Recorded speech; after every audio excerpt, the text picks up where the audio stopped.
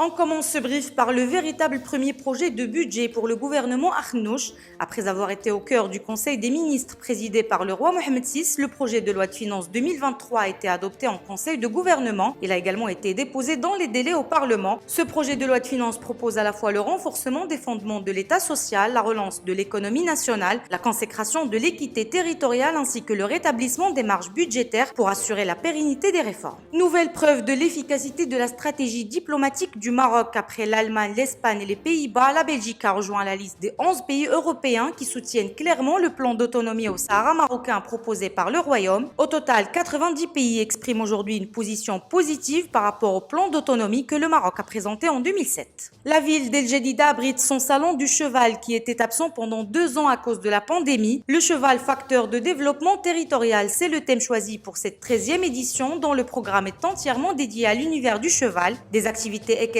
ludiques, d'autres culturelles, artistiques et sportives sont proposées, en plus des différentes compétitions dont le Grand Prix Mohamed VI de Tboleda qui regroupe les meilleurs sorbats du pays.